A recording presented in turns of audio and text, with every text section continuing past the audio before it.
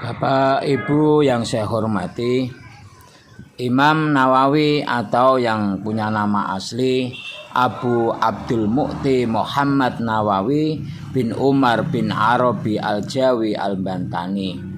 Ia dilahirkan pada tahun 1230 Hijriah atau 1813 Masehi di Tanara, Serang, Banten. Jika diruntun, ia masih punya hubungan nasab dengan Maulana Syarif Hidayatullah atau Kanjeng Sunan Gunung Jati. Pada usia 15 tahun, Imam Nawawi muda pergi belajar ke Tanah Suci Mekah karena saat itu Indonesia yang namanya masih Hindia Belanda dijajah oleh Belanda yang membatasi kegiatan pendidikan di Nusantara.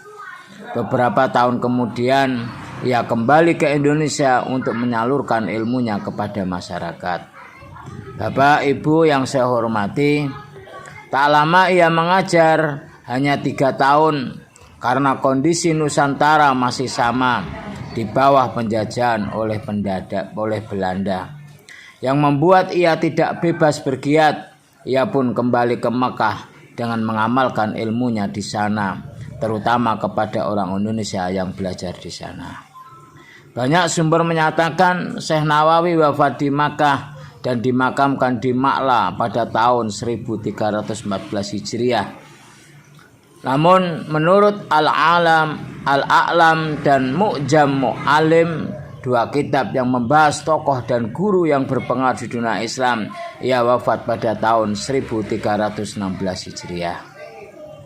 Adapun peran strategis Syekh Nawawi Al-Bantani di dunia dan Indonesia adalah beliau satu dari 3 ulama Indonesia yang mengajar di Masjid Al-Haram, Makkah Al-Mukarramah pada abad ke-19 dan awal abad ke-20. 2 yang lain ialah muridnya Ahmad Khatib Minangkabau dan Syekh Mahfud Termasi. Ini menunjukkan bahwa keilmuannya sangat diakui tidak hanya di Indonesia, melainkan juga di semenanjung Arab.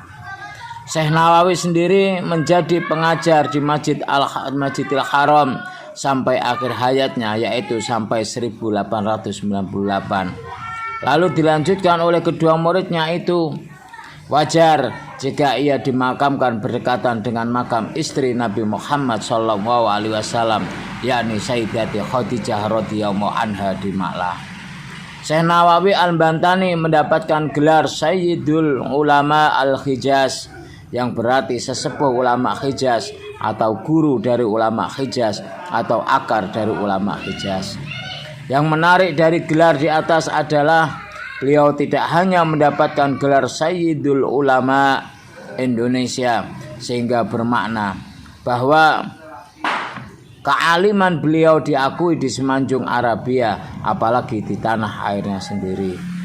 Selain itu, beliau juga mendapat gelar Al-Imam wal Alfam Al-Muqaddakik, yang berarti tokoh dan pakar dengan pemahaman yang sangat mendalam.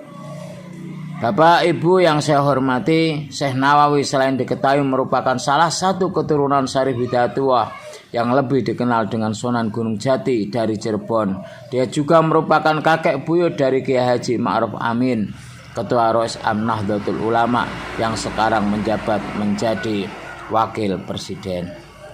Dengan adanya nasab dari waliullah, tak hayal Syekh Nawawi memiliki berbagai karomah dari Allah.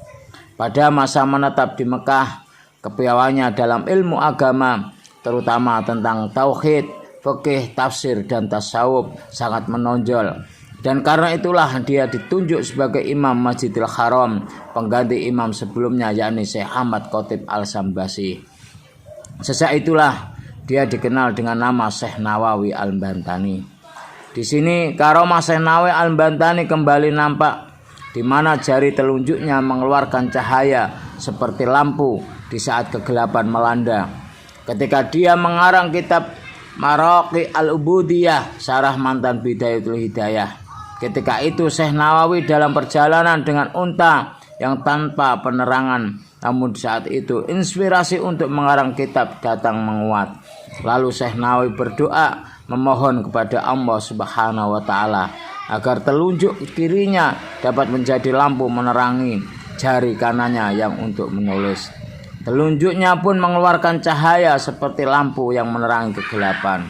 Dari kelebihan karomah yang dimilikinya tersebut, banyak ulama Nusantara, salah satunya Kiai Haji Abdurrahman Gus Dur pernah berkata, suatu saat cahaya di telunjuk beliau akan menjadi penerang kegelapan di tanah asalnya, yakni Indonesia.